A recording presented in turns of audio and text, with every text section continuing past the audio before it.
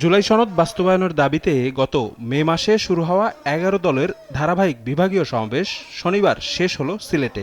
সমাবেশ ঘিরে সকাল থেকে জোটের কর্মী সমর্থকদের ভিড় বাড়ে নগরীর আলিয়া মাদ্রাসা মাঠে। তবে এদিন মঞ্চে দেখা যায়নি জোটের শরিক খেলাফত মজলিসের নেতাদের।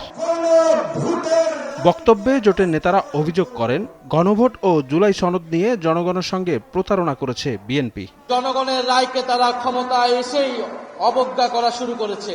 তাদের ৩১ দফাতে সংবিধান সংস্কার কমিশনের কথা উল্লেখ থাকলেও নির্বাচিত হওয়ার পরেও সংস্কার কি তারা ভুলে গিয়েছে। যতদিন পর্যন্ত জুলাই বিপ্লবের লক্ষ্য অর্জিত না হবে ততদিন পর্যন্ত আমরা ঐক্যবদ্ধ আন্দোলন চালিয়ে যাব ইনশাআল্লাহ। সরকারের সমালোচনা করে জামায়াত আমির শফিকুর রহমান হুঁশিয়ারি দেন, যে কোনো মূল্যে জুলাই সনদের বাস্তবায়ন করা হবে। এখন কোনো ধানাই পাড়াই মারি না, গণভোটের গণরায় বাস্তবায়ন করতে হবে। আপনারা উভয়ে ভোট চেয়েছেন, সরকারি দল ভোট চেয়েছেন, বিরোধী দল ভোট চেয়েছেন, আমাদেরকে হা ভোট দিতে বলেছেন, আমরা হা ভোট বিজয়ী করে দিয়েছি। এখন আমাদের হা ভোটের বাস্তবায়ন দেখতে চাই।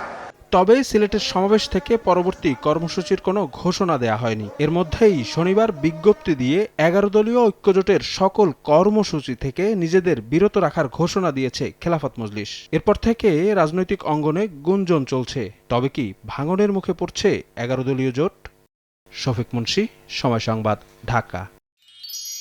এক মিষ্টি সকাল কানে কানে কিছু গুনগুনিয়ে বলে যায়, কাছে আয় ভেসে যা হাজার ফুলের ঠিকানায়, ছুঁয়ে দিয়ে ডুবে যায় সুগন্ধে শেষে মানা।